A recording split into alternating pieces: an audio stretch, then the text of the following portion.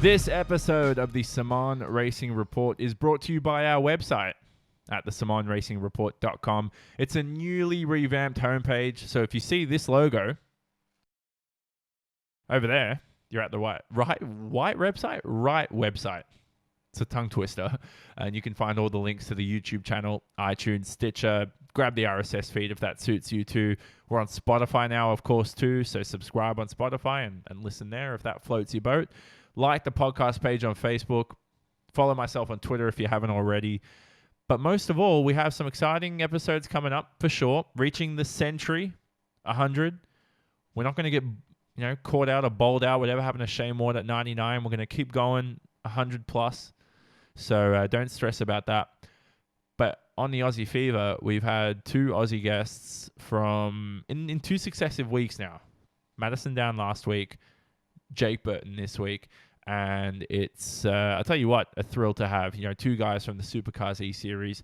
Hopefully more as well over the next few weeks. Hopefully more of those drivers can come onto the show. But as I'll keep with the culture of the podcast, we have exciting content coming out for not only the website, the YouTube channel, but, whether it's a podcast too, you can listen to it in audio. But I'm not going to reveal what it is because I haven't done that before. So I'd rather keep it ambiguous, keep the suspense flying, hashtag soon, as iRacing would say, and we will subscribe and stay tuned. That's all I can say. And by the way, I appreciate everybody's positive feedback about these podcasts, but great to see a lot of people, retweeting, sharing these for the last episode with Madison Down. Please do it again if you enjoy it. Definitely need this podcast to grow. Never paid for an advertising slot anywhere. I think, Team Mad is another team that will occasionally, we run their logo on the car with Paul Smith, of course, and shout out to Team Mad too. So they're a team that, that's as much promotion as we sort of allow and I give for this website and this podcast. So, definitely share it when you can. Check out Team Mad too, at Team Mad, at Mad Sim Racing on Twitter. But they are Team Mad, so check them out on Twitter where you can. They've been thrilling partners of the podcast, and Paul Smith, the greatest sim racer of all time, is hopefully gonna bring some good results. Get that logo on the top step of the podium in some of those series. So, definitely go and support the brilliant Brit. But for now, Jake Burton, let's get to it. The Brad Jones Racing driver, exciting to bring him on. He's coming in hot. Let me tell you that. Welcome to the Simon Racing Report.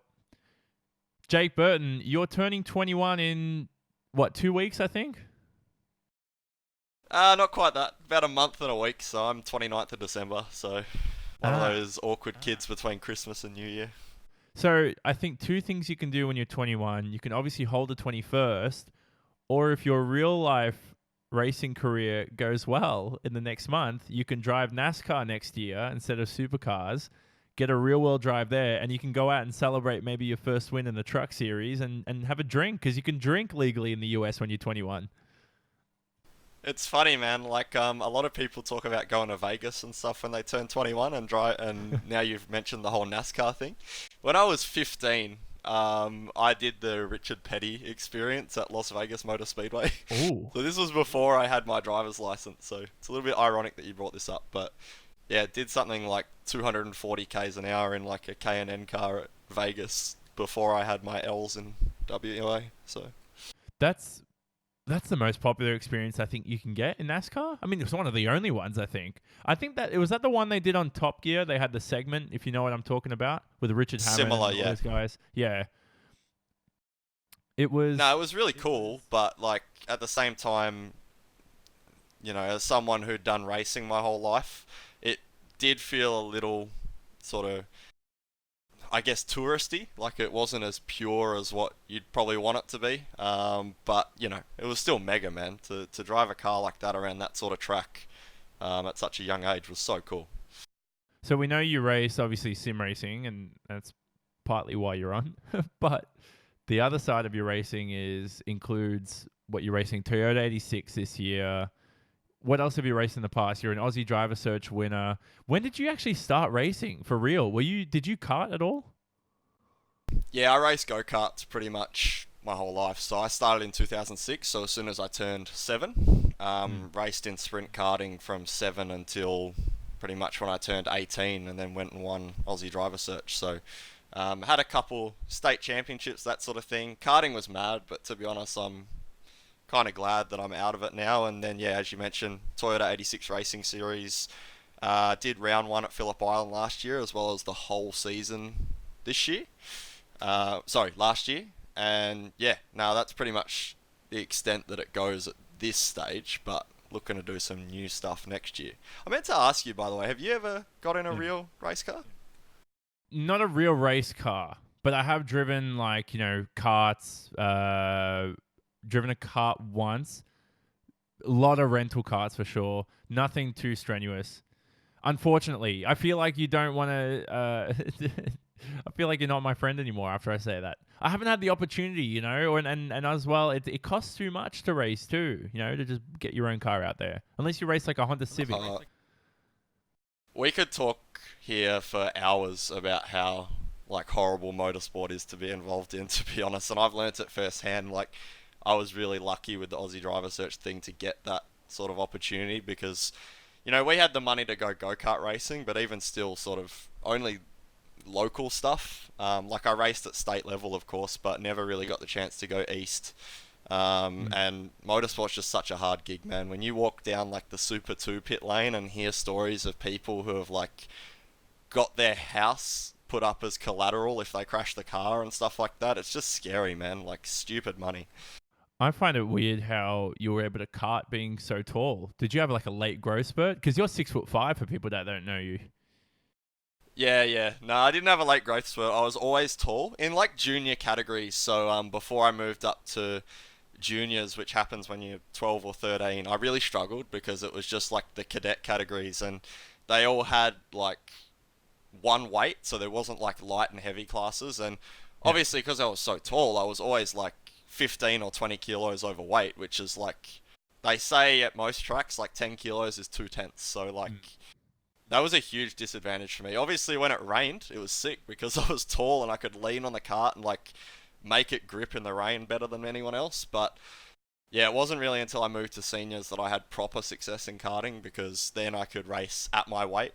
But yeah, again, racing's so brutal, man. There's so many ways, whether it be money or how good your kart is or weight or whatever. It's just so hard. And for you, we know that you race in the real world too, obviously we just said, but when you having to sort of adjust your cockpit in the car, is that a challenge for you too? I remember so this is a true story, by the way, before I let you answer that.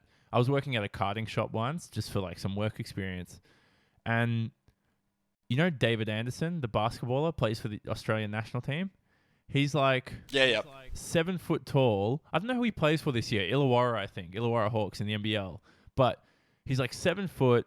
Someone called in the morning to the karting shop owner and they said, "Oh, hey, by the way, we're looking for some karts, we want to buy 5 for our family. We just want to race them around." And then all of a sudden he's "Oh, by the way, my name's something Anderson, the guy didn't hear the name, and he's "Oh, I play basketball, we'll play for Australia, blah blah blah." And they were just having a chat, for 10 minutes. And then all of a sudden, I'm "Oh, Anderson." I'm that might be David Anderson. 2 hours later, a 7-footer walks into a karting store. We spent 2 hours trying to fit one of those extenders onto the front of the karts, for tall people. And I don't think he's still fit because I've never seen a 7-foot person fit in a kart. And I'm assuming that you might have had to install one of those extenders, maybe. Is that the right name for it? Yeah, so I always raced Arrow chassis, which is made by Drew Price Engineering. They're a local kart supplier, so an Australian company. And they made a special version of some of their senior karts with an extended front end, so we always ran those. But also, in addition to that, I always ran my seat as low to the ground as we could go, as far back pretty much on the exhaust, and my pedals as far forward as we could get them, just to get the weight down, because I'm so tall.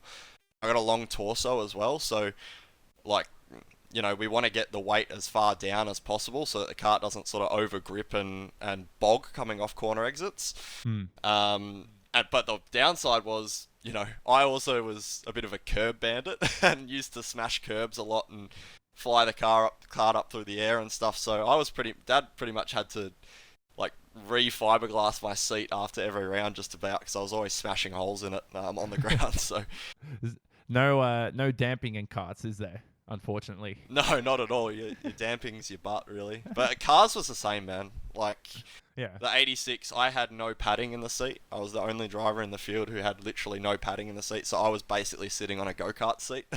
And it was as low as it could go, as far back as it could go. And if I had enough of a hit or something like that, I'd still hit my head on the roll cage. So it was tricky, but made it work. So then how did you make the move from karts to racing? Did you have the budget to do so? Did you have sponsors? Was it all Aussie Driver Search? Yeah, totally Aussie Driver Search, man. Like we didn't have the money. I'd been wanting to do it for years, so we got quite a competitive sort of Formula Ford scene in WA, and there's a good Hyundai XL series that started up here as well. And I would have loved to have gone and done that, but even that was beyond our expenses, to be honest. So yeah, I literally entered Aussie Driver Search. Even my entry for that, I had to get sponsored.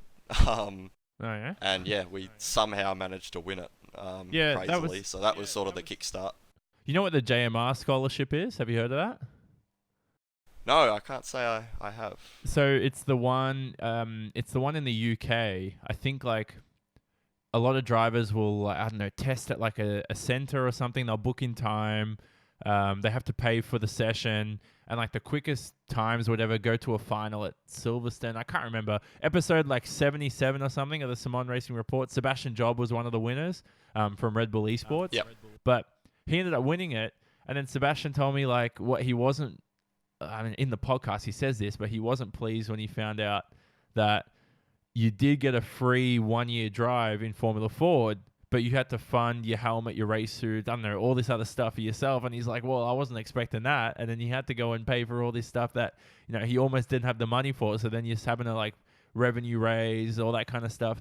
To me, it's just like all this stuff about cost caps in Formula One and all this shit. Like, okay, it's tough to implement, but you got to do it just for the modern day. You know, you got to implement it. I don't know how you can do that in junior levels of racing, like how you can limit costs. I think there should be a way as well. It can't just be in the high levels like Formula One.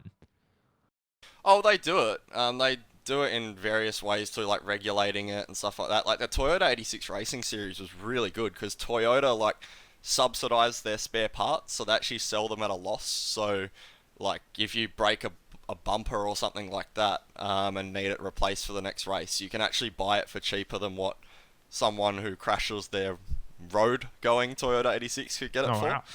Wow. So that's really cool. They subsidize the entry fees and that sort of thing. So there is ways of doing it, but the reality is car racing's just so expensive, man. Like, it's... Again, I told you we could talk about hours for this, and I know you had Madison on last week.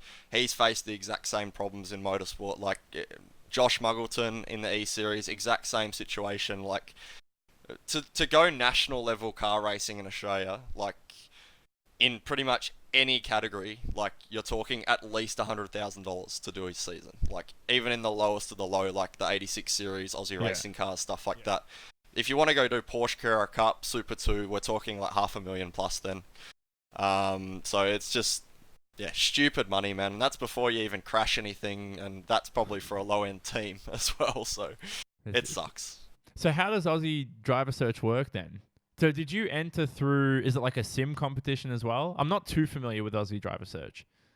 Well, unfortunately, they went out of business earlier this year. Yeah, in quite a sad way, and there's a lot we could talk about there as well. But I had the same situation with Seb Job, actually. I entered it going, oh, yep, full season, that'd be mad. But for me, it was a lot about like, hey, I just want to go and drive one of these race cars at Sandown, which was the event that I entered. And yeah, we somehow got through, but basically they sort of had a judging process. So there was rounds all around Australia. You got in a few different cars. You had a professional racing driver assess you, score you, compare your lap times and stuff like that. Then it went through to a finale, and then they did all that sort of thing, and eventually picked a winner. I didn't get into a sim comp. I just entered. Because, again, I didn't have the money to go into car racing, so I'd been looking at similar things for a while, like the Skip Barber karting shootout, which they have in the US and stuff like that, just because I knew I needed a way into car racing without personal investment, because that wasn't just possible. So yeah, that's pretty much how it worked. And yeah, unfortunately they went out of business this year, but I had a good innings with them. See, and I always discuss this with sim racers. A lot of us, like, the reason I initially got into sim racing is because, yeah, I love sim racing, but if I had to choose to do one of the two, I would have always chosen to do the real thing. But there are genuinely some sim racers who aren't interested in real life racing, which I don't know. I find that a little weird. I don't know. I can understand where they're coming from. But the good thing with you is you enjoy both, but I know that you've got a lot of focus on funding your real life career. So where's that going to go? You planning to go supercars, NASCAR? Like I said, you're 21, so you can go to Vegas, all that kind of shit. I just want to go racing. Like, I don't know. It's a hard one. Like, the supercars is the dream, right? And I've driven a V8 supercar, albeit an old Project Blueprint one last year. And they're just phenomenal machines, man. And I think the level of competition and stuff like that in Australia in supercars, it's like one of the most underrated series in the world. I think it's still got some of the best racing of any category in the world. It's super competitive. So I'd love to do that. But to be honest, I just want to go racing, man. Even if it means I go to Asia and you know, Formula Nippon? race for a like race for a gentleman driver or something in like Asian Le Mans or something like that. That'd be unreal. Like, that's what a lot of Aussie drivers are doing now to sort of make money in motorsport. Like Scott Andrews is a good mate of mine who's done that in America, and that sort of thing. So that's really cool. But again, I just want to go racing, man. Like, I just want to be in a race car. And it's an interesting point you mentioned actually about the real races versus the sim races, I guess. Like, Yeah. it's sort of always one that I've questioned, right? Like, even if you look at the E-Series, there's a few drivers who are very clearly real life drivers who want to be involved in real life. So like Josh Muggleton, myself, Madison, Emily, Ethan Griggold, etc. But then on the other end of the spectrum, you've got extremely fast guys who are fans of motorsport, but just never seem to have been interested in having a proper crack themselves, whether that be because they didn't have the opportunity. So like Jared Filsell, for example, I think he bought a go-kart for a while, but I don't think he's ever really been interested in going racing. So yeah, it's a bit of an interesting distinction, and I think you can see the difference in the driving style and technique as well. I don't know if you've ever noticed that in series you've raced in, but you can definitely tell the difference. So what's the difference in driving style then?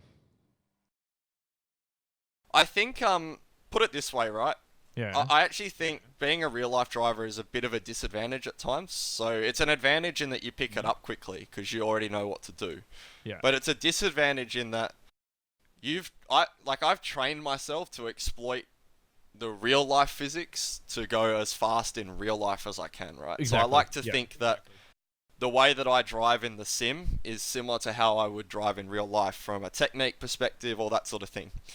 Now the reality is that sim racing's physics, depending on which game you're playing, depending on which update you're on, depending on which car you're driving, like, is different to real life. So the advantage I think people like Jared have is he has learnt how to exploit iRacing's physics from day one and has crafted his driving style into iRacing's physics model, right? So yeah. I almost consider that a bit of a barrier for me. You know, it's my own fault, and it's just something I need to get better at. But like, some days I hate the idea of having to drive the car, I guess, unrealistically to go fast. Yeah, if that exactly. makes sense. Yeah. So like, that's something I battle with a little bit. But you know, that's particularly been a problem in the V8 Supercar for the last couple of years because there's many elements of that car that are very unrealistic at this stage, and I'm hoping the new car's better. But I'm sure you can understand, man. Like, well, so that's why I mean, on R Factor, I was one of the quickest guys in the world. Like, it's proven. I had pole positions in the FSR World Championship. You know, I raced really well there, and as soon as I moved to iRacing, like, I can't. I feel like with V7 tires now on iRacing, I'm going to give it another crack. This is how bad the V8 is on iRacing. So I came back to sim racing. I didn't sim race for about 3.5 years. Came back April this year, and I'd been sim racing at least almost every week. You know, I had a holiday every now and then, so I'd miss out for a while. But almost every week I'd try and get in, an hour a day. Some days I'd have nothing to do, get in a few hours of practice, blah, blah, blah. And then after I was testing for the Scops V8 round, which thank God I had to commentate, I didn't have to race because I'm going to explain why. I just cracked it during pre-qual in the car, and I said, I can't fucking drive this car anymore. It's pissing me off. Like, no matter what you do in this car, like, it's just not behaving the way I want it to. Like, if I tell it to, if I want to steer into the corner, it's always understeering. If I'm on the gas very, like, gently, and I compare my telemetry to the top guys, don't ask me how, but I steal a lot of laps from the top guys. We can discuss later. And so that car frustrated me so much that I haven't touched my wheel now for 3 weeks for the first time all year. Like, that's how much the supercar on iRacing has pissed me off sim racing. Like, I literally refused to go and grab my wheel because the last experience I had was like a negative experience. I'm hoping that with the new supercar that comes out, and obviously I'm an open wheeler dude, so I want to get back into the F3, all those kinds of cars, but I'm hoping that it makes it look like you can drive the real thing properly. Yeah, for me, man, like, Madison and I are quite close friends, as you may or may not know. And last year I ran an event through Aussie Driver Search to get, one of the sim racers a chance to compete in it, and he did, and actually got the chance to drive a V8 supercar on the same weekend that I did. And we both said on that weekend, man, that experience ruined the iRacing V8 for us, because for years we were saying, oh, this doesn't feel right, like it doesn't look like how it should, but we always had that question mark in the back of our head of, oh, we can't really say it because we've never actually driven one. And having both driven one now, it's like, man, that car is so dumb. Like, it's definitely come a long way, but there's so many problems with it. It's underpowered, has way too much grip, but feels like it doesn't have enough. It's way too snappy. The whole rear end geometry is just broken. And what I've heard is that the new car's going to be a lot better. Yeah. But don't get me wrong as well. I'm not shitting on iRacing. Like, I think they've done the V8 supercar better than any other sim. A lot of people say, oh, the AMS one's good, the R Factor one's good. I disagree. People just like it because it's easy. Yeah, that's true. But yeah, that's true. I think they've done it better than anyone else has, but they're so far off the mark still, and I'm hoping the new car's a big step forward, and it sounds like it will be, based off what I've heard. Yeah, 100%. And like, okay, I don't want to come up for like excuses for myself. Yeah, I suck in in the supercar. I'm not as quick as you guys, obviously, but I was doing all the right things that I've learned over my, over a decade of sim racing, all the right setup tricks, all the right, things in the car, driving styles, blah, blah, blah, whatever. I understand my muscle memory's lacking, so maybe that's costing me like at least half a tenth, compared to like the Josh Rogers or something like that. Sorry, not half a tenth, half a second, I should say. So I'm already like half a second off those guys just because I don't practice anymore and I don't race like, that often, blah, blah, blah. But I was like struggling to a point where I think, I don't know, man. I'm getting frustrated talking about it.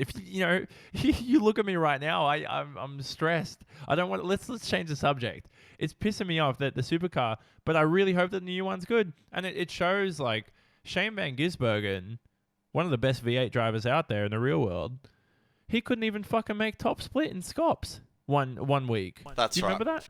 Well, I heard a couple of them sort of saying that it's, and this could be a bit of a Ford Mustang V8 supercar stab here, I guess, but Yeah. I heard a few of them saying a while ago that like driving the Mercedes AMG GT3 car in iRacing was a better representation of the V8 supercar than what the V8 supercar was. I've heard that too. And yeah, I think that's really sad. And I also don't know if I necessarily agree with it. But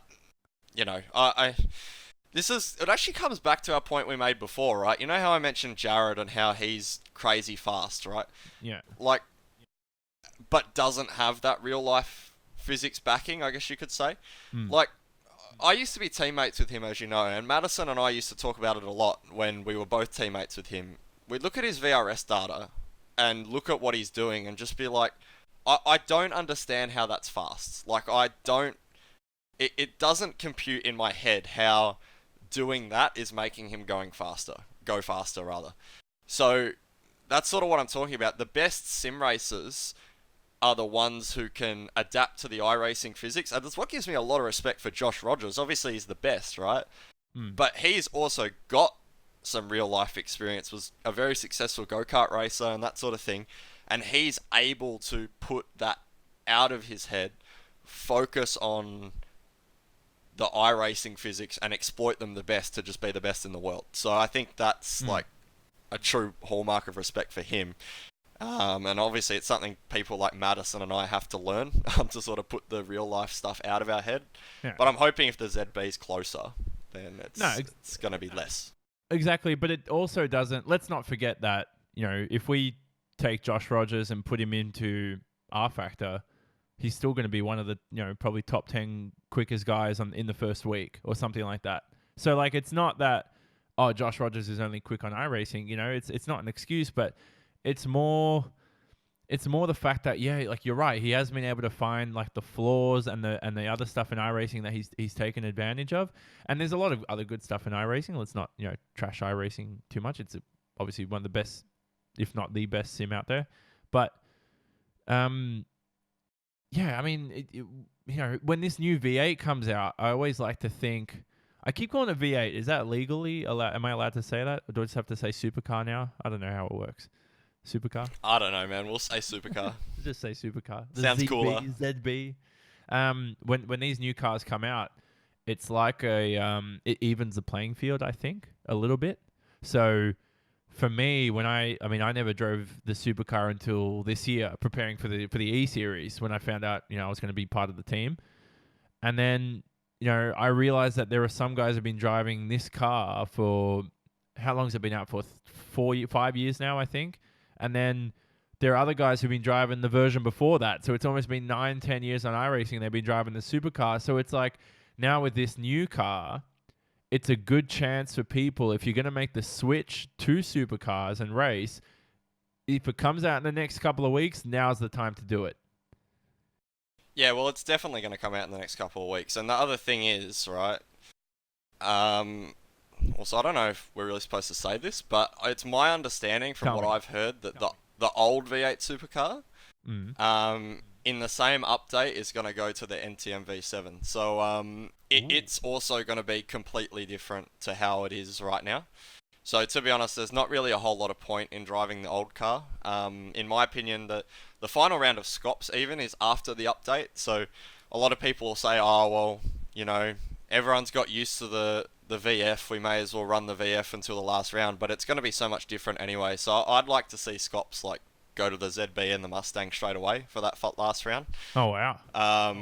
But yeah, I think, yeah, you're dead right though. Like it's a reset basically. It's a fresh slate. So I'm a big believer in the cream always rises to the top. So like, even when the new F1 car came out, right? And you'd know this through the World Championship Series. Like obviously, it punished people slightly. Like Gregor probably wasn't as fast as what he was in the Williams, but he's still up the front, right? Like he's still winning races. Yeah. And I think it's going to be the same in the V8, right? So you're not going to see myself, Madison, Jared, Josh, Dane Warren all suddenly be mid-pack drivers. Like we're still going to be the front five, and then you may see some shake-ups in the mid-pack, and people who are less experienced with the car have the opportunity to, because they're less specialised in the VF, to perhaps get good quicker in the ZB. Yeah. But yeah, I'm excited for it, man. By the sounds of it, there's so many new features on that car that even iRacing hasn't had before. I'm super stoked. I'm super hyped. Are you allowed to spiel? Or am I get you in trouble? I don't want to get you in trouble.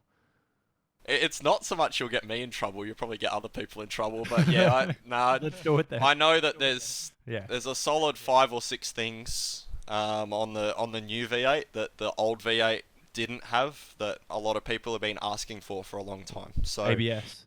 Oh yeah, ABS, man. Traction control. No.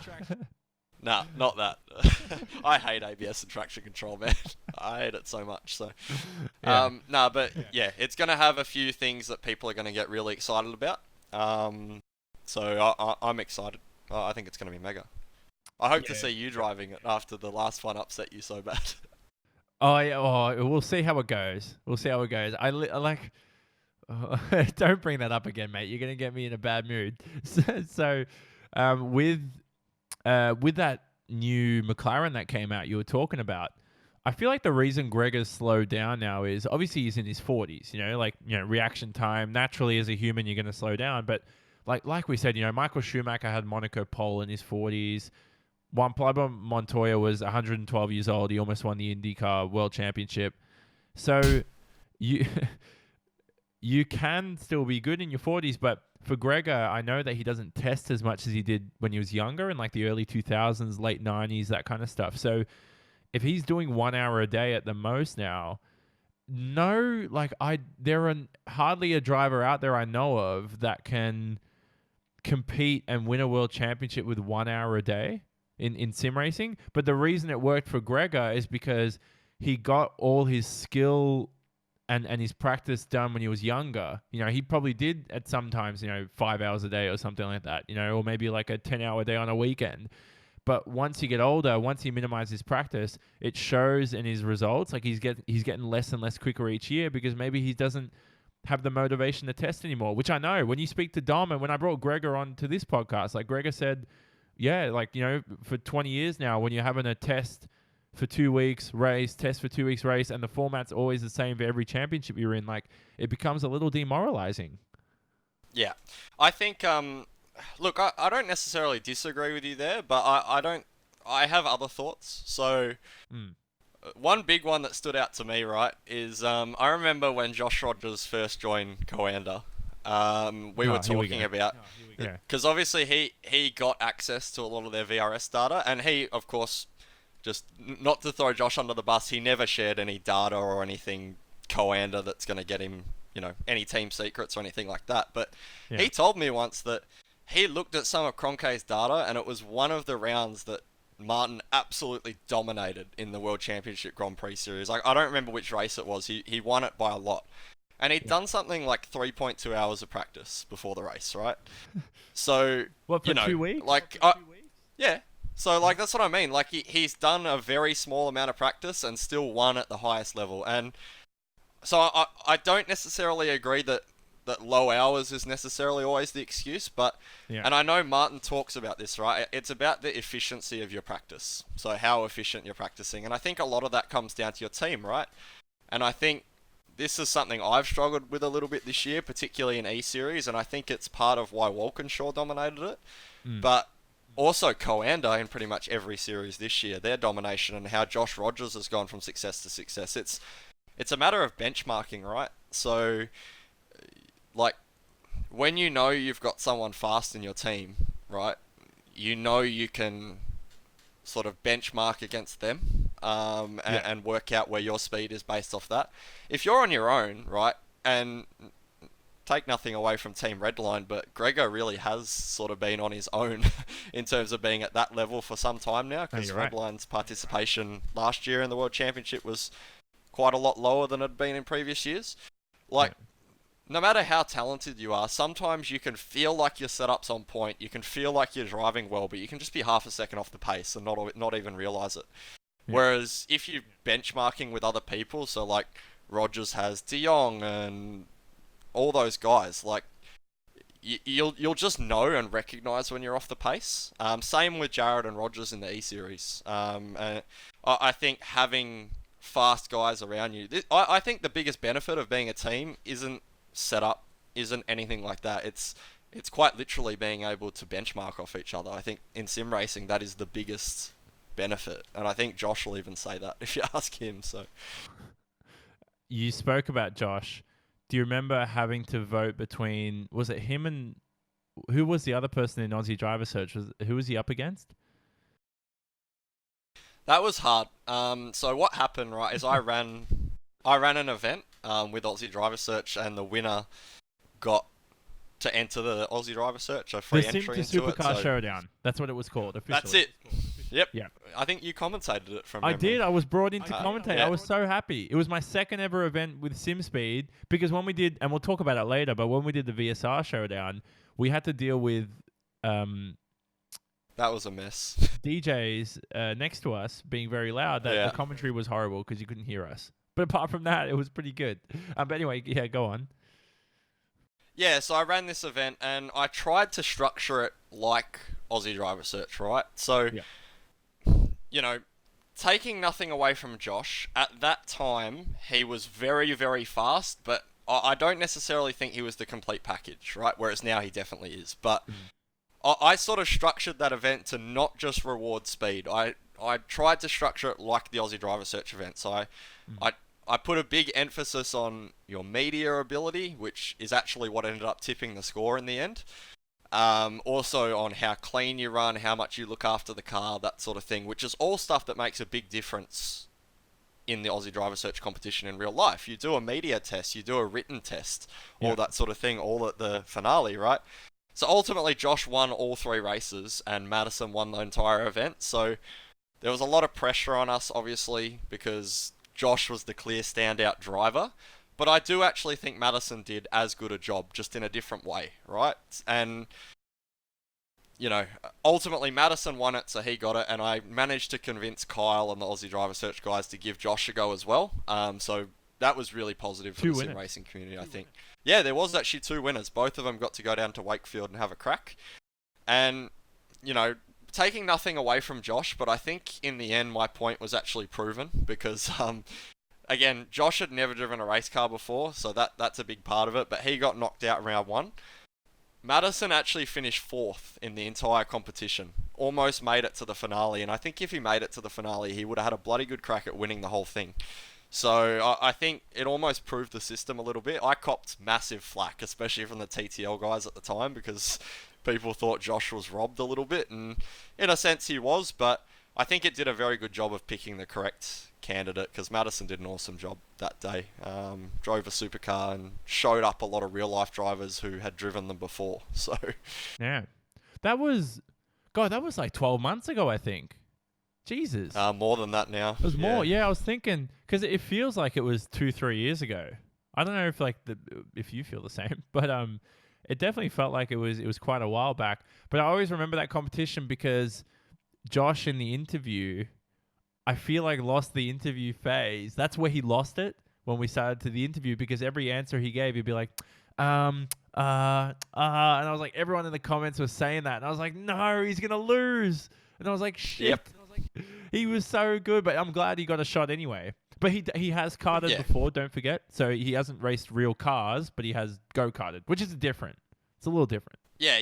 He was never going to be as good as Madison in the actual Aussie Driver Search comp, because that's almost a home track for Madison. Madison's done 1 million laps around Wakefield and has a lot more car experience than what Josh does. So Madison was always going to be better on the day, but Josh did win every race and did deserve a chance to go. And it was the first time I met Josh as well, so I'm glad it happened. But yeah, you're dead right. Like, I think people misunderstand how important that interview and media stuff is in racing. Like, take a look at the E-Series and how much all the drivers in E-Series have stepped up their social media game, right? Like, the social, like, Twitter, like, Instagram stories all the time, like, photos, all that sort of stuff on Facebook, tagging sponsors. It's become massive, and everyone's really stepped up their game. So I think Madison was definitely better than Josh at that at the time.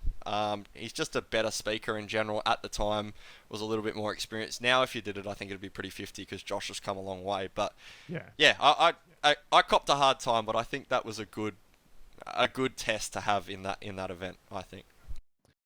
When did you pass Garth Tander on track? Was that in the Toyota 86 series?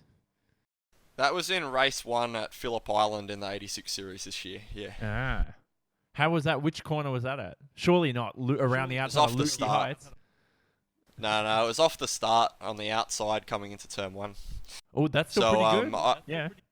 Yeah, it was alright. I had a much better start than those guys. To be honest, if my car didn't have about 60 horsepower, which we could talk about for quite a long time, but I probably would have had Tim Brook and had the lead into turn 1 as well. It was such a good start. So, yeah, 86 series was mad, and being able to race those dudes, man, it's unreal, hey. Like, that stage.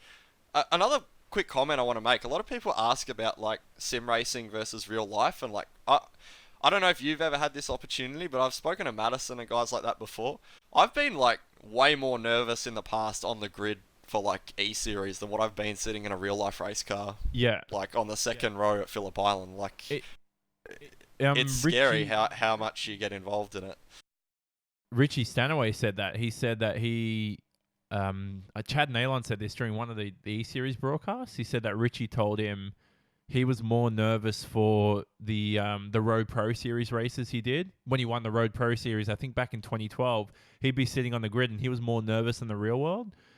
Sometimes it's like, I don't know what it is, and I think it differs from person to person. I was never nervous on the grid for the start, and I don't know if that was because I felt like I was a good starter all the time. Like, I would never like lose 5 positions into turn 1. I would always be like, if I started 7th, I'm ending that first lap in 4th. So I felt really confident. But where I got nervous was when qualifying ended, and you know when you have that 10-minute warm-up before the race, that's what got me as a driver all the time in sim racing. Like, just getting the heavy fuel in the car, and I'm like, man, like, you know, that's when I used to literally be like, you know, shaky, bit like heart's beating a bit. That's the one that just I never managed to figure out. And the final lap of Q3. Yeah, okay. It's interesting. I think for me, it's a lot to do with preparation, right? So, in the 86 series, we did about 40 minutes of practice before qualifying, then did 20 minutes of qualifying and went racing. So, you also had 3 shots at a race over the weekend. Whereas a big thing for me is like in the sim, like particularly for E-Series and stuff, like you show up on the grid, every race matters, and you've done like, for me, some weeks, like 15 hours of practice, sometimes more. Like, there's so much time that you've put on the line. So when like you've had that whole preparation period to sort of get yourself ready, get yourself hyped and stuff, and then you show up on the grid and all that time that you've put in is suddenly concentrated on what could happen in the next 30 seconds. Like Nürburgring for me, for example, in the E-Series, I'd done stupid laps for that race, like 8 or 9 hours or something for that track alone, and my race lasted about 500 meters and I was in a massive crash, you know. So I don't know. I think that's the unique thing about sim racing is the preparation level's so high that, you know, you get so nervous on the grid that preparation could quite literally be for nothing in the next 500 meters. I don't know if you can see where I'm coming from there. Yeah, is that the most demoralizing part to you of racing? Because to me, I used to get like, I never got sad if I like, you know, I used to get pissed if I finished 4th when I could have, let's say, had a podium or something, but the most like flat feeling for me where I just struggled to smile afterwards was I'd spend 2 weeks practicing and then turn 1, I'm out. That's it. Then you have to focus on the next sim racing. Of sim racing, absolutely. Of sim racing, 100%. But of racing, no. And this is what I was sort of talking about and referring to earlier. The most demoralizing thing about real life motorsport is knowing that you've got the ability, but the car doesn't match it. So this is something we don't really deal with in sim racing because all the cars for the most part are the same, right? But like, you know, Phillip Island this year, man, it sucked for me. Like Aussie Driver Search, they did do a good job, but they were trying to save costs and they didn't put a new engine in my car, even though the one that was in there, I'd told them countless times the year before, was down on power. And in the rain, we managed to qualify the car 4th on the grid, and it's like, this is it. Like, this is one of my favourite tracks. We're ready to go and kick ass, you know what I mean? And race 1's dry and we drop all the way back to 7th after getting to 2nd in the first corner just because I'm quite literally 18 kilometres an hour down at the end of the straight. And that just kills you, man, because, like, you're on national TV, you've done such a good job in qualifying, like, you want to do the best job you can, and people don't understand that. That's the other problem. Like, people watching don't understand that it's the car. They just think, oh, it's the driver. So for me, that sucked so bad. It's like, I definitely deserved to compete for a race win that weekend, and I just didn't have the horsepower in the car, and that sucks. And that's something that is really cool about sim racing. Something we don't have to deal with is that, I think. All right, we're back because I just had the worst coughing fit in the world, Jake. So we had to edit that bit out. So Had to take a quick break, hey? Quick pit stop. Yeah, Shane Warren- real quick question, actually. Yeah. Have you ever had like a sneezing or coughing fit during a race on the sim? On the sim, no. Commentary, yes. I obviously the benefits of commentary, you can mute yourself. I've never had coughing. Actually, you know what? Coughing I do during a race. Sneezing, I think I've only ever sneezed once in 10 years when I've been racing, and luckily it was on the Monza straight going down to turn 1. Probably the best place for it to happen, eh? Yeah. Well, what about you? I haven't. I had one in E-Series. Oh, It was actually at Watkins Glen in the race I had. well, what do you want? I managed to win. Yeah, I sneezed when I had Ian Ford behind me coming up the S's, but fortunately it was sort of at the first part up the hill and it was a quick sneeze, so I remember that. It's just what made it come to mind. But I remember I was on Discord with Josh Rogers or something the other day. I can't remember who it was. It might have been Dane even. One of them said they were sneezing during a race, so yeah, I just came to my head and never had that happen in real life though, funnily enough, in like 14 years of racing. Well, talking about the E-Series, we went... So you listened to the podcast we had with Madison Down. Do you have anything to say about Media Day that we didn't cover? Because that was a legendary pre-Media Day Eve that we had. It was a good night. I have to say, I want to defend myself a little bit.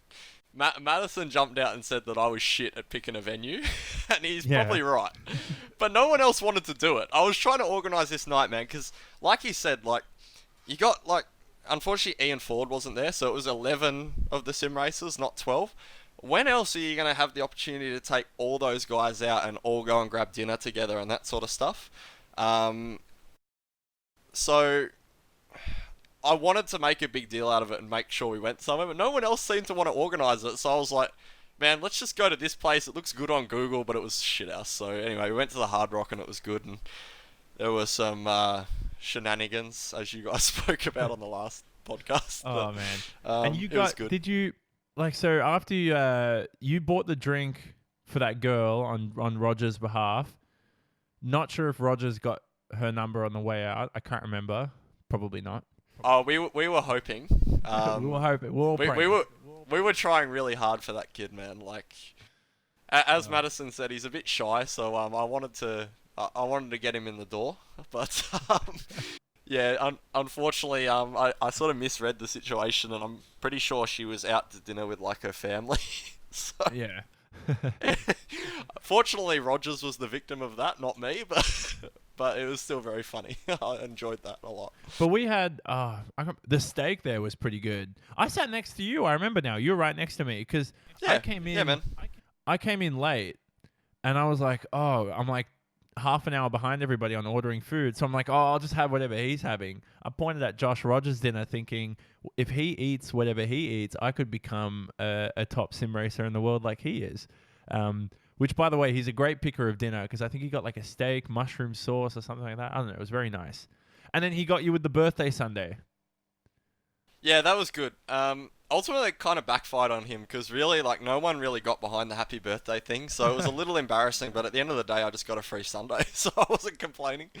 There you go. But yeah, I wanted to sort of talk about this. Hey, I think sim racing's quite unique. I think a lot of gaming communities have you can make quite good friendships from them, but I think sim racing, it's a very tight knit community, and everyone really seems to get along in person. Obviously, you have your shitstorms, and I've been at the center of a lot of them, to be honest, in the past, online and over keyboards and stuff like that. But I think in person, a lot of people really get along. Like, I've got 4 people in the sim racing community who I consider like extremely close real life friends, even though I only get to see them probably 2 or 3 times a year at most.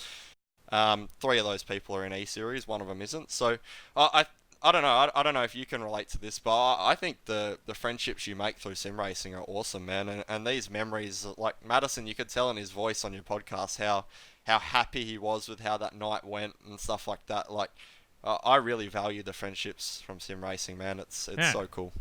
It was one of my favorite parts of the night was it was you 1v1ing against Josh Rogers on, was it Daytona? What do you call that? Yeah, at the casino, Daytona USA. Yeah. Daytona USA.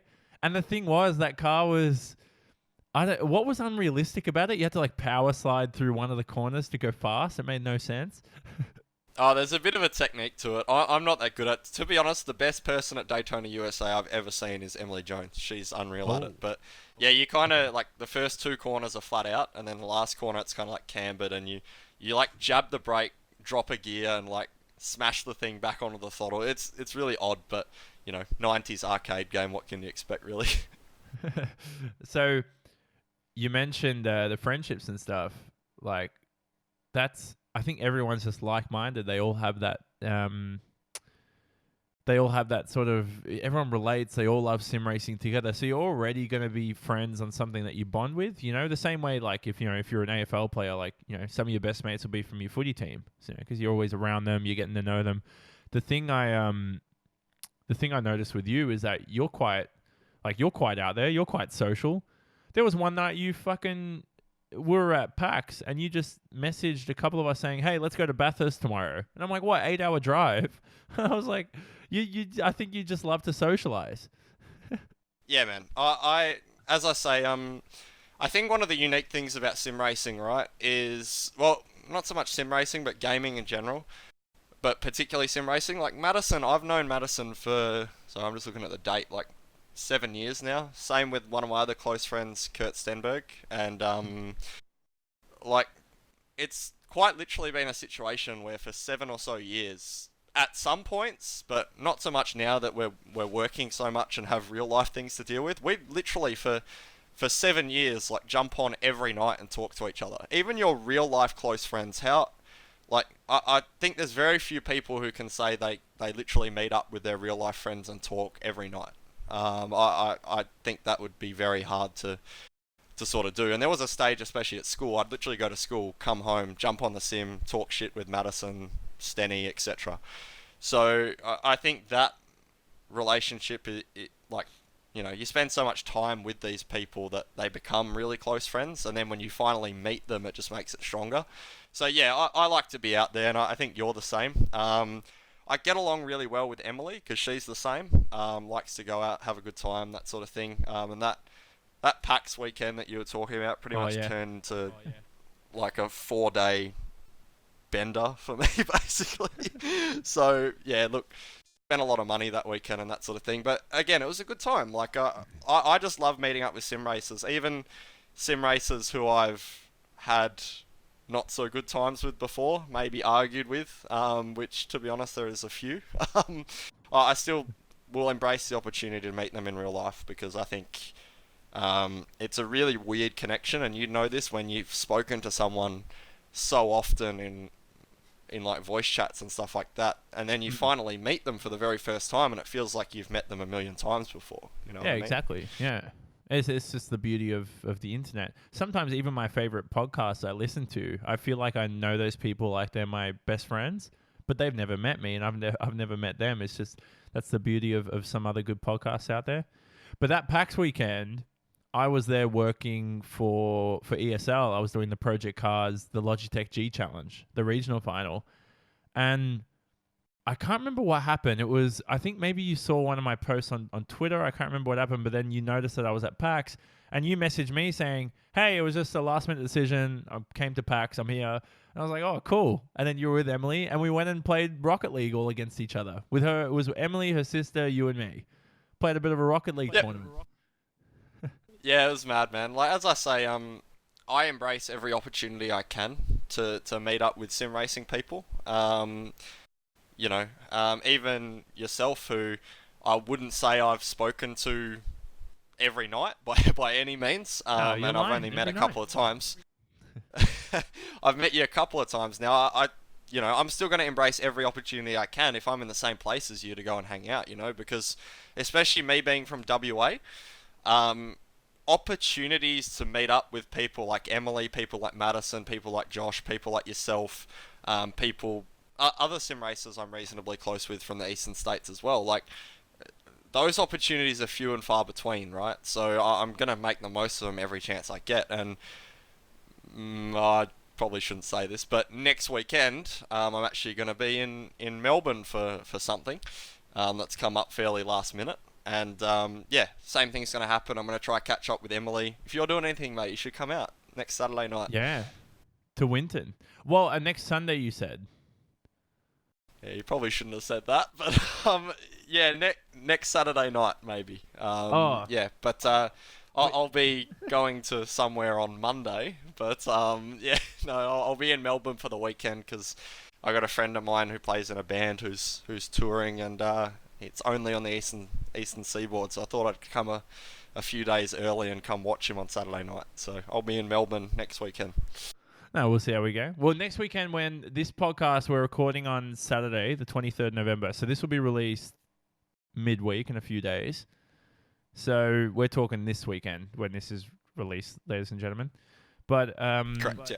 Yeah, exciting news. Well, let's not get you into trouble. Let's leave it at that. So you are coming in hot to this podcast, and I'm thinking, if you're coming in hot, Supercars Eseries, there was so much that went well, it's hard to pick things that went wrong. The tough part I find is that the community is very reluctant to accept the E-Series from Supercars. Like some guys who have been in the V8s for 8-9 years, because they sort of feel like, okay, if the community is not involved, I don't want a part of this, which I feel is like the wrong attitude to have. Look, the round one was a live round, and I remember we had quite a late night that night, as you probably remember hearing about. And I remember I got to the airport the next morning. I was actually sitting in the airport with Emily. We were both waiting for our flights, and I just remember seeing on my phone, like I was on an hour and a half sleep. I was completely knackered, and I just saw on my phone, like,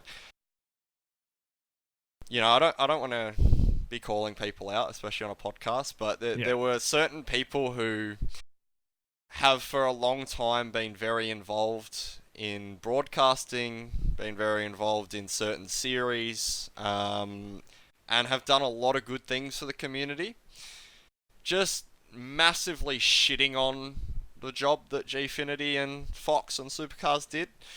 And there's what I'm going to call a lot of, what's the word I'm looking for? Little elves that follow these people around, I guess you could say, that had their fair bit to say about it as well, and just got on the smash Gfinity Supercars Eseries train. And I think that's incredibly destructive. And I got out with an hour and a half sleep and wrote a big paragraph saying how shit it was and stuff like that. Because, man, like, anyone, regardless of who's involved, whether you like them or not, how they're doing it, anyone who's going to give an opportunity to grow sim racing in any way, shape or form need to be supported and commended. If you actually give a shit about sim racing, you'll get behind it and try and help these people out. Feel free to criticize, but I think, like, just shitting on people for trying to do something that's going to help sim racing and give sim racers an opportunity, man, that just makes you a terrible person, in my opinion. I don't know what you think about that, but I just really, I hated to see it, to be honest. I thought it was shit. Obviously, it's not personal. You know, I respect other people's, opinions and stuff. It's not, anything personal, like I said, but I think I can understand where some people might be annoyed that, the community's not involved in a certain sense and that kind of stuff. But to be honest with you, like, I thought, watching back the broadcast and all this kind of stuff, for the first time getting involved in sim racing, or iRacing in specifically, because I know Gfinity covered a bit of P cars that I helped with earlier in the year and that kind of stuff, that I thought they did a good job. Technically, people are forgetting it was the second year of the Supercars E-Series, because they ran it on Forza, as you say, as the Italians say. They ran it on Forza the year before, Forza Motorsport, and thank goodness that they switched to iRacing, where everything's better. But it was, I don't know. I really liked it. And you know what? The format, like I discussed with Madison, as long as there's I would change this so far. Format change, make the series longer, spread it out over about 4 months, maybe 5 months max. Instead of having 6 rounds, have about 10, 11 rounds, maybe 2 of those are enduros, and the enduros only are hour and a half races, not too long, because you don't want to, it's if you're going to fit it into a 2-hour time slot on TV, you can't really spend doing a Bathurst 1000 all day like we do in Scops. But those are the main things I would think about. Apart from that, though, we'll see who takes over the series, whether Supercars run it in-house or whether someone else gets involved, because Gfinity's obviously ceased operations. I think it'll almost certainly be run in-house by Supercars, and I think it'll definitely be a thing next year. There's no doubt in my mind, but I don't know. I share a different opinion to a lot of the drivers on a lot of the matters, actually. There's not a lot I would change, to be honest. I think you're definitely right in that it should be spaced a bit better. Like, those last 3 rounds were incredibly tiresome for a lot of the drivers, especially the drivers like myself who are working sort of full-time hours outside of sim racing. So it was really hard. So I think the spacing needs to be a bit better with the later rounds. But from a format perspective, I'd definitely like to see a couple more rounds. You're right there, and spread out over a longer period of time. But people are saying bigger grids. I'm a firm disagreeer on that point. What? I think nah, yeah, 12 16, or 20 12 drivers. or 16. Nah, 16 at absolute most.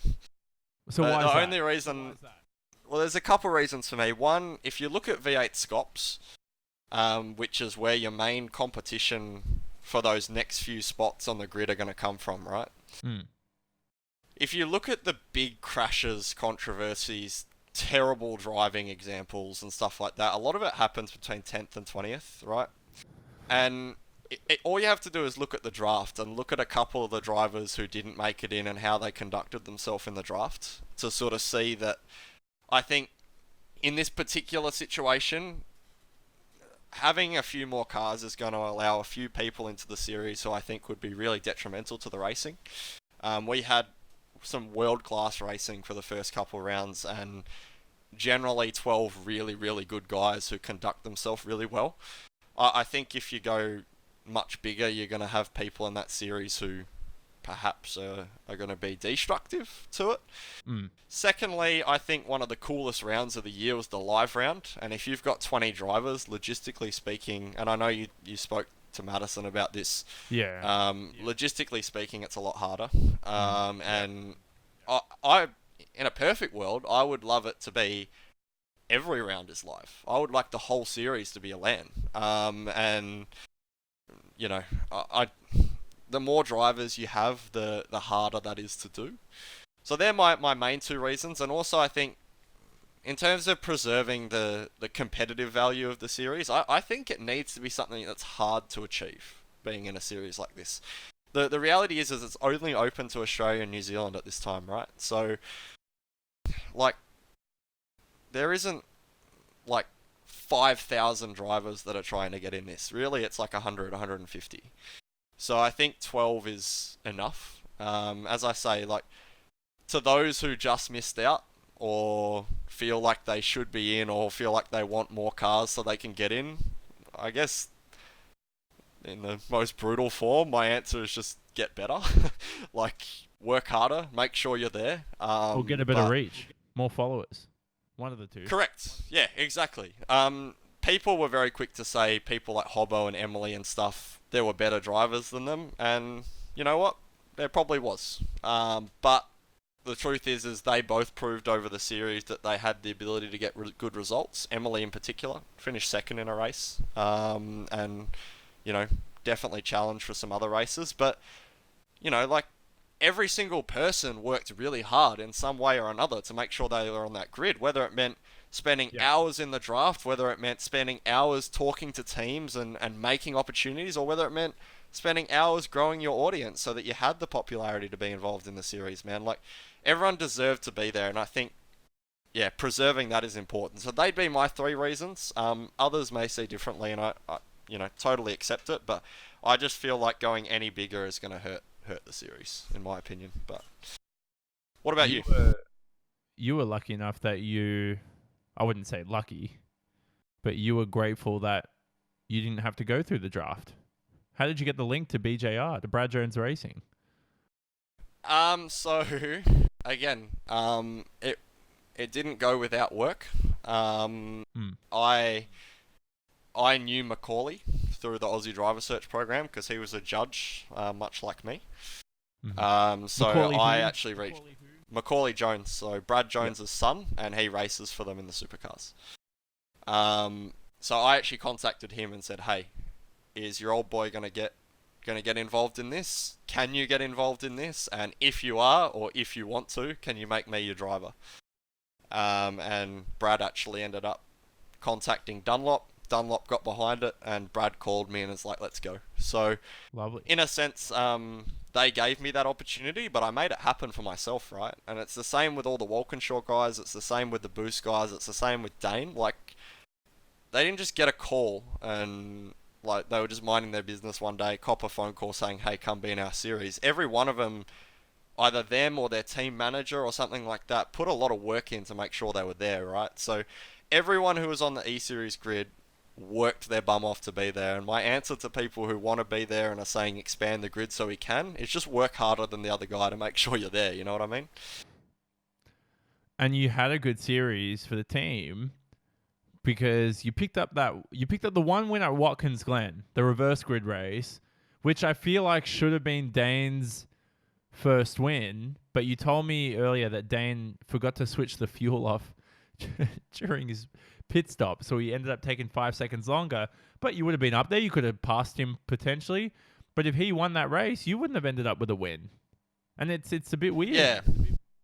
Yeah, that's right. I think look, I think everyone has wins and losses. So I think at Alton Park, if that track was slightly easier to pass on, that would have been our race win for sure. We were much faster than Ethan, but unfortunately I got stuck behind Emily for quite a while.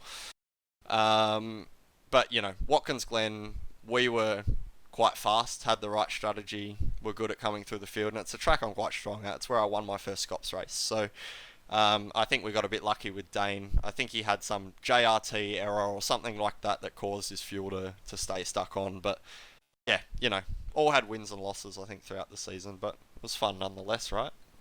Yeah, it was good. Exactly. And do BJR really help you through the series? Like, because I know you're a very well-prepared driver. Like, you're like me, you know, you want to get your strategies prepared. You know, you're all looking into, you know, certain strategies that somebody might have not thought of. I figured out, for example, at Silverstone, and you might as well try this next time as long as the stewards aren't looking at you. You can straight line the entire Maggots-Beckett section, get a 6-second slowdown, and then when you enter the pits the same lap, you clear the slowdown, you don't get a penalty, and you gain about 4 seconds of lap time. So it's stuff like that I figure out, which obviously you'll get disqualified and probably banned for a couple of years if you did that in a real race. But it's stuff like that I feel like you look out for because you're well prepared. Do BJR help you with that kind of stuff? Not really.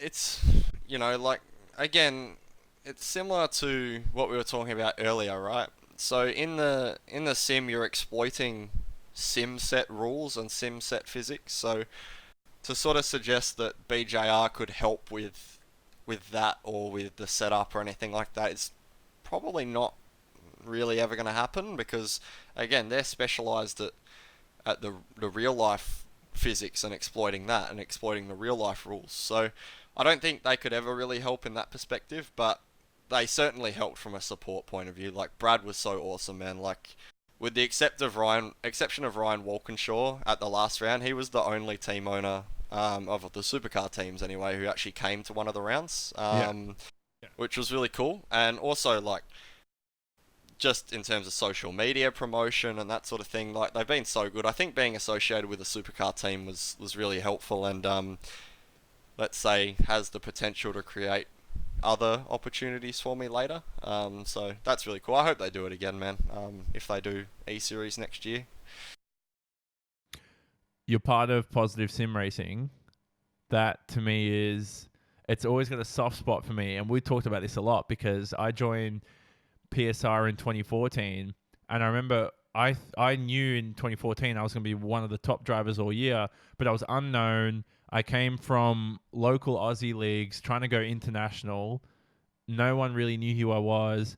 The winter series, you saw my results in FSR get better each of the 5 races. I went from like a 9th to a 7th to a 5th to a 4th to a 3rd or something like that against top guys. And then none of the top teams wanted to look at me. And, you know, there were a couple of teams that were looking at me like, yeah, come drive for us. But it felt like they just needed numbers, whereas PSR genuinely showed their interest in me and everything. And then my experience in that 1 year with PSR is that, out of all the stuff I've heard from all these different sim racing teams, it still is in 2019, I think, one of the best cultures and one of the best sim racing teams to be a part of. Absolutely, man. Like, the work ethic was what did it for me, right? So, like, I raced in the VRSGT World Championship for a couple years. I did it 1 year with Josh Rogers under the TTLR team, which was TTR and TTL sort of merging to race the World Championship. And then I did it strictly with TTR the next year with Jared Madison and Sean Kelly. And I sort of found that with our focus on Scops and that sort of thing, like, it just kind of got put onto the back burner, and I really wanted to compete at that level, and it didn't look like TTR wanted to run a car again in the World Championship. So I joined PSR because I'd actually been put onto them by Peter from Virtual Racing School.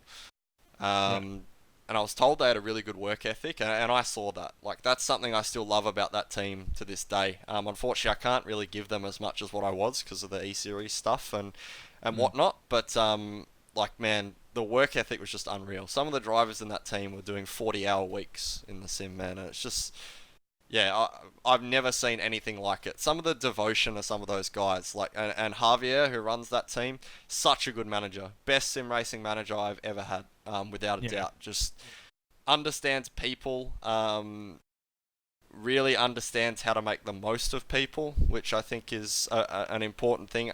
And recognizing that people might have personality flaws and that sort of thing, and making sure to not negatively promote those and negatively exploit those, and focus on what, I guess, coincidentally named the positive elements of the driver. I think it is a really good thing, and that sounds like something you recognize as well, right? Like, I've never been in a team that has had that kind of culture. So yeah, 100%, man. It's definitely still like that to this day. As I say, I'm less involved with them than what I was, but yeah, really cool, man. Exactly. When you talk about like professional teams, when you talk about just taking care of the drivers, like making you feel like you're the best in the world, you're special. Like, that's what management's for, Like, you can know your stuff, you can know how to, set up a website and make your team, how to write articles in your team and stuff. But Javier knew all of that, and he knew how to make you feel like really special as part of the team. Even more than you should have sometimes. I feel like he should have been a bit meaner and told me like, no, that's a shit performance maybe sometimes. But he really took care of his drivers well. I only have one regret, and I've told this story a million times on this podcast and elsewhere. I think I might have told you one day when we were on the phone, but it was like a year after, just before I was leaving PSR. I'd never raced Javier before, and I went to set up the good man for a ripper overtake at Road America coming out of the final corner, and I was getting so eager. I think I spun at the start. I started like fourth. I was like last, coming back through the field. And then I was like, yeah, I get to pass the team owner. I was like so excited. I was like jumping off my seat. I was getting ready to I was going to fake one way, go left, just to impress the team owner, to show that you're just a boss. And then coming out of the final corner, I think in his mirrors, he probably saw me spun and hit the barriers into the wall or something. That's the only regret I ever have with PSR, is that that one overtake on the team owner, I never managed to do. Yeah, I was quicker than the dude. I've never overtaken him. I struggled, mate. Man, I just love the passion in that team. Like, I don't know if this was a thing when you were involved with them, but as I say, there were guys doing 40-hour weeks, right? And I remember in the qualifying series for this year's GT World Championship, we straight up we just got fucked so bad. Crashed into in good positions, and I remember one round at Interlagos, we got hit by Kazuki Umeshima with just the worst re-entry I think I've ever seen. And that race was enough to ensure that we weren't going to qualify. And I wasn't driving at the time, but I'd driven the car earlier in the race. And the guy who was driving the car at the time, man, he's still driving this thing broken, and he's physically crying as he's doing it, and like that just, it was, unreal, that passion, man. I haven't seen that in any Australian sim racing team. Like the level of passion these guys have for the competitive aspect of sim racing and how badly they just want to win, like I've never seen anything like it. And it could be a bit of a Brazil Spanish sort of thing, like they just really want to win, like a Latino Hispanic thing, you're saying? Yeah.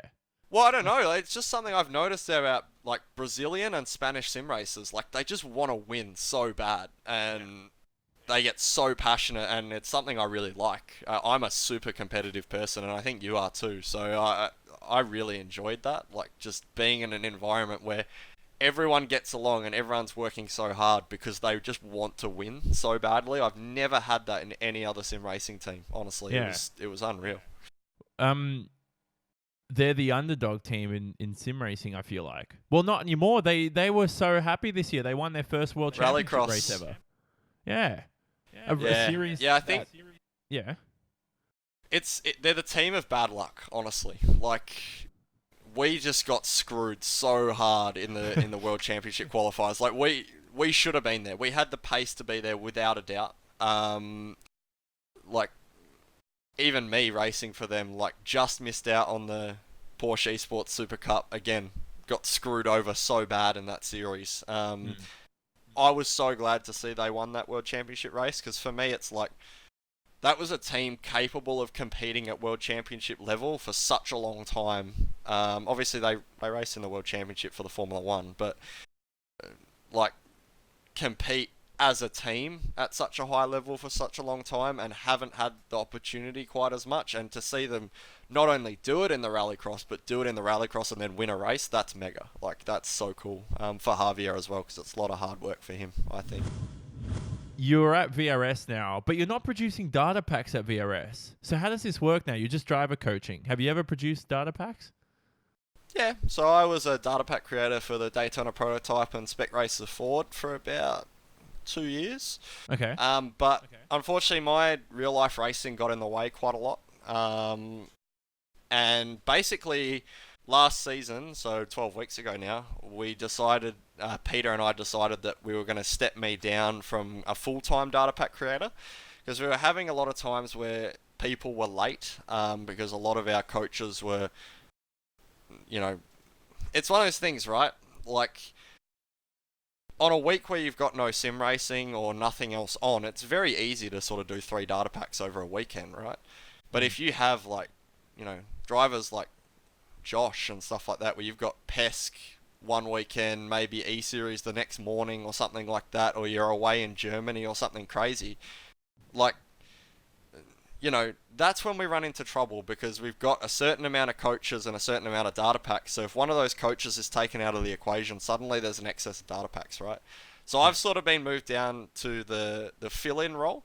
So whenever, because my ability to produce data packs is less consistent, when we have a coach who, say, has an issue or something, a tech problem even, I'm the one who steps in and finishes it. So I'm still working quite actively for them. I've done, even in this last month, I've probably done 10 or 12 tutorials for them, that sort of thing. So nice. Definitely doing a lot of work for them, but yeah, just not as a full-time coach. And how do you get involved with VRS? Like, does Peter just go, oh, look at this guy, he's quick in the supercar, he must be good, he just picks you out of a hat? Like, obviously there's more to it than that. No, it's funny. Madison and Jared approached him at the exact same time that I approached him in 2017, but completely independently. And then suddenly one day, Peter hired all 3 of us, and like, it's like the Spider-Man meme where they're like pointing at each other and they both look the same, and Madison and I were just like, oh, okay, here we are. Because we were like teammates at the time, but we just didn't know that we were talking to VRS both at the same time. So anyway, we got involved with Peter. We approached them because, I think it's a bit of a dream for a lot of us sim racers to be able to be paid to do what you love, I guess. So a lot of that for me is that. And I love coaching as well. I've done a lot of real life coaching. I'm one of those people who feels like I'm a better coach than driver. So, interesting. Yeah. I have a really good understanding of how to go fast. I'm just not that good at putting it into practice all the time. So, Mm. yeah, that was pretty much it. We approached them. Obviously, I think Josh got approached by VRS, being so talented. But yeah, that's pretty much how it went at first. We wanted to expand into sort of Australian market, and they were looking for a few more coaches, so they got Jared, Madison, and me all on at the same time. Yeah, that's it. And so when you put those data packs together, they're genuinely like, I don't know. Have you ever done a supercars pack? Like Madison doesn't run his scops. I've heard that it's true. Madison runs his scop setups in VRS, and I've heard Emily say it before. I've heard others say it, but like surely that's a lie. Like there's a couple of tweaks and changes you wouldn't reveal to the public. You want to know a funny story, Jonathan? Yeah. So I filled in for Madison a couple of weeks ago doing the Phillip Island data pack for the V8 Supercar. Yeah. Yeah, it is his favourite track. I raced on that setup because I straight uploaded my E-Series setup from the first round. So I actually ended up racing on that setup in the E-Series. I know Brady Myers raced on that setup in the E-Series. I know Madison raced on his VRS setup, which was based off my setup. I know that Josh Rogers based his setup off my VRS set. So, look, I can't speak for other data pack creators, but I know for fact that what I put up there, what Madison puts up there, is every bit of what we've got in terms of the V8. There's no doubt about that. There's been weeks where I've I won the official V8 Supercar Championship last season, and I raced on the VRS set every week. See the problem, like I said last week to Madison, I love VRS. I think it's one of the best things we've ever had in sim racing in the past. The only thing I found was when I'm developing my sets, like in that F3 week, I did Watkins Glen, and look, I haven't raced on iRacing for months now since that week, but it's probably still the same. Like I feel like it's becoming a fixed setup thing because almost everyone's running VRS sets now. Like I liked it back in the day. Like if it's an open set series, like I want one driver who's 7 kilometers quicker on a straight, another guy's 4 kilometers slower, one guy's better on his tires because of his setup. It's not style. Like I like the difference sometimes, but the thing I like with VRS is that not everybody has the time to set up a car, so they need to grab the setups. But like I said with Madison, I'm having a conversation with myself right now. But like I said with Madison last week, it should be used as a guide and a coaching service. Correct. And not as a spoon-feeding service. Exactly. So that's what I feel like VRS need to keep promoting, is that it's not a spoon-feeding service. One of the sad things is that it has involuntarily sort of killed, I guess, the forum setup sort of scene that used to exist. But, you know, a couple of my answers to that, I suppose, would be like, well, you know, if people want to create something different and or better to VRS, go do it. Like, examples are, you know, not positive, Pure Driving School has their thing, Craig's Setup Shop. Yeah. Like, you know, if they want to make a setup that's different or better, go ahead, try your best. But at the end of the day, we all put our best effort forward to make a good setup. And it is a shame that it almost involuntarily sort of makes racing fixed setup, I guess. But at the same time, you're totally right. And we do say that when people say, oh, you know, hey, I think the VRS set's shit. Well, my first question is, are you as fast as the data pack creator on it? And if the answer's no, well, you've got time to find in your driving first before you start complaining about the setup. It's very funny, actually, I think, when you have people complaining that the setup's shit and they're in excess of 1.5 seconds off the data pack time. It's like, well, mate, like, do you really, like, no disrespect, but can you really fairly say that you can assess a setup on its merit when you're clearly not driving properly? And secondly, we do say, right, like, this setup may perhaps not just work for you, right? Like, people have unique driving styles. Like, even Jared Filsell compared to myself, I like a car that turns in a lot better and is absolute dog shit to drive on exit, and you've got to really wheel the thing, whereas Jared is he makes a car understeer so that it's got crazy traction, right? Like, if he was to jump onto one of my sets, and this is even inclusive of when we were teammates, the setup's clearly capable of going fast, particularly at a track like Phillip Island, for example, but Yeah.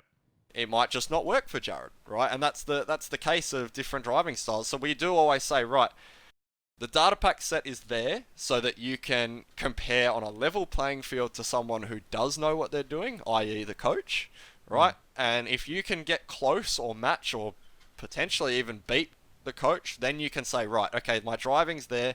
Now I can start tweaking the setup to make it work even better for me. You know what I mean?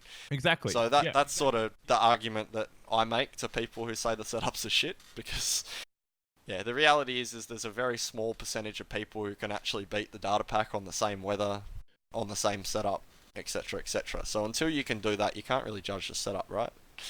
Yeah, and setup in iRacing, depending on track and car, is sometimes worth no more than like half a second to 2 seconds. So if you're 9 seconds off the pace, it's not setup. Let me tell you that much. Not to trash those people, but you know, it's not setup. I used to, when I first got into sim racing though, it's a thing. Like, I used to think setups were why I was slow. Then I realized, oh no, it's just I need to get quicker. So some people just aren't, educated on the matter because they're new to sim racing. They need to experience it, and then when they get that experience and education on it, they'll be like, oh, okay, I need to do this to be quicker and blah blah blah. So by the way, we left one thing out before you go. You left TTR. Did you leave TTR? Is that the right way to put it? No, I didn't leave. What happened there? Yeah, so, it's not exactly a secret, so there's no purpose in hiding it. But yeah, there were a lot of conflicts in that team towards the end of last year. As I say, I've always got along really well with Madison.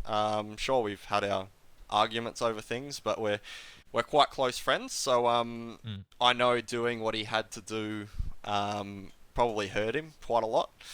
And I've got a lot of other friends in that team. As I say, 3 of my closest friends in all of sim racing, and 3 of my closest friends in real life drive for that team. So, it was a sad time for me, but I think it was a lot of conflict that was happening in that team, and bear in mind that although I was the only one who's no longer a part of the team in that way, yeah, I wasn't the only one who left that team. There are a lot of other people who left that team who were causing as many issues within the team as what I was. So the conflict was sort of between 2 groups within the team, and pretty much all the members of those 2 groups within the team are now no longer in that team.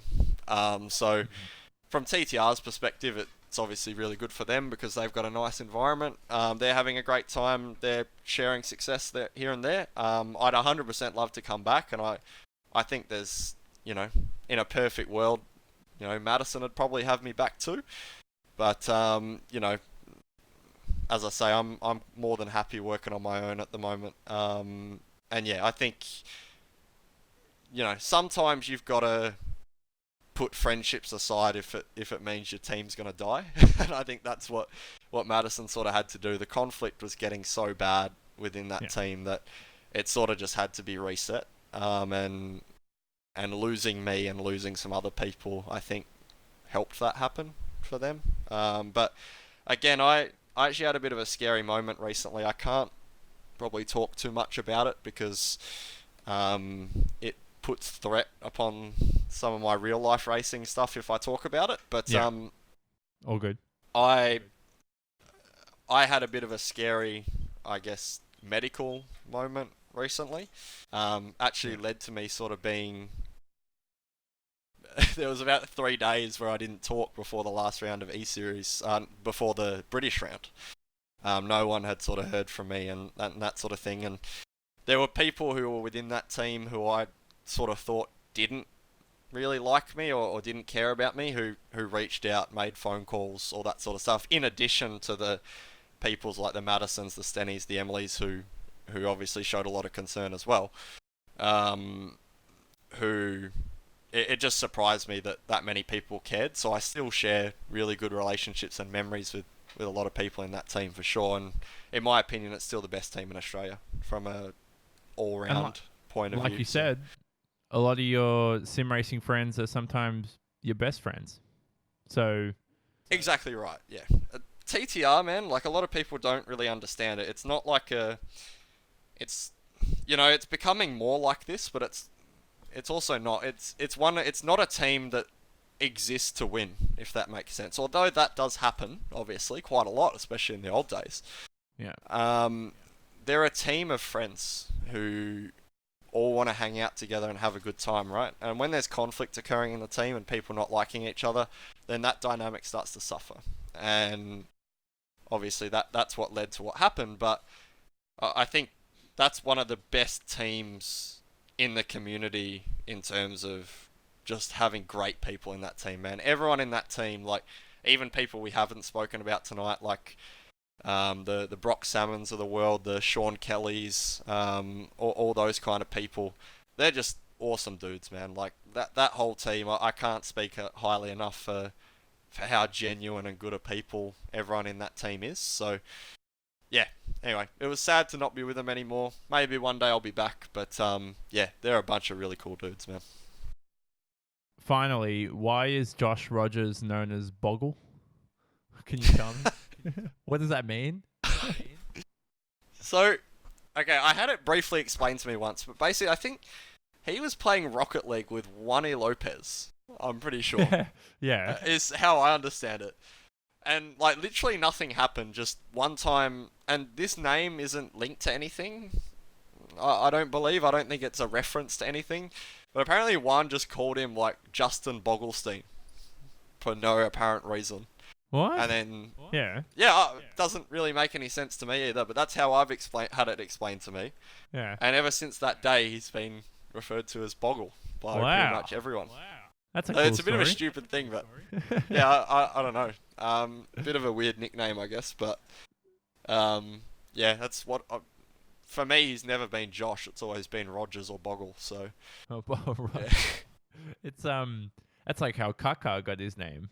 It's nothing like his real name. Who? You know, the soccer player? Yeah, apparently it's Oh yeah. one of his family friends or something just called him that randomly because he didn't know how to say his name and it just stuck as his name. I don't know. I can't remember the full story. And you football fans, just go and tell me, and or soccer fans, depending what country you're from. Anything to plug, Jake, before we go? Oh man, like just thanks for having me on, hey, and thanks for your efforts in the E-Series. I think it was proper cool to have someone who actually knew properly what they were talking about iRacing on there. And also just yeah, stay tuned. You got big alluded news. to it. I do have some big news coming. And yeah, huge shout out to Dunlop and Brad Jones Racing for their support in the E-Series and making these opportunities happen, I guess you could say. And yeah, VRS and everyone who's been on your podcast so far. I think Mads last week gave us a lot to talk about this week. So yeah, really cool. Thanks, man. Do you have a website? Because I know you're at Jake B Motorsport for Twitter. I don't know if you have a website though. I sort of started making one, but it's not finished, so I'm not going to plug it yet. Wix.com. Yeah, something like that. All right. Yeah, we're gonna bring you on next year sometime. Well, we'll see how we go. Because once I test the new supercar, I do want to chat to a few guys from the community again, see how it goes. But I'll probably be picking your brain as usual. Like at one point, I felt like you were telling me too much during the E-Series when I was trying to sneak up information and like, oh, is this going to work with the car strategy? I tested this. Like, is this right, Jake? You know, is this going to work? And I was like, mate, sometimes you were so well prepared and so knowledgeable. I was like, well, be careful what you tell me, mate, because sometimes you might spill on a secret. Like I mentioned, man, I'm a privateer. Like, I got no allegiance to anyone. If it's going to help you put on a better broadcast, I'll tell you. But yeah, I worked a bit with Madison and Emily throughout the E-Series, but yeah, pretty much still a privateer, man. So there's not many answers that you won't get out of me. I'm not a particularly secretive person. Stuff like that isn't going to be the difference between me winning and losing to Josh Rogers. It's going to be how well I drive. So yeah, I'm not too stressed, man. Always feel free to have me on and ask me something. I'll give you a straight answer. All right, cool. We'll leave you to it, mate. Catch you. Thanks for listening to this episode of the Simon Racing Report. Check out our website, of course, the SimonRacingReport.com. You can catch the episode on YouTube, iTunes, Spotify, Stitcher. Grab the RSS feed. Like the podcast page on Facebook. Twitter handles were there right below us for the entire podcast. Whichever side. I'm not good at this. Could be here. Otherwise, that looks embarrassing. Could be here. Whatever. We'll figure it out later. Follow Mad Sim Racing at Mad Sim Racing on Twitter. Support Paul Smith and the rest of the team in all their endeavors. But most of all, we'll catch you soon for more episodes coming soon in the future.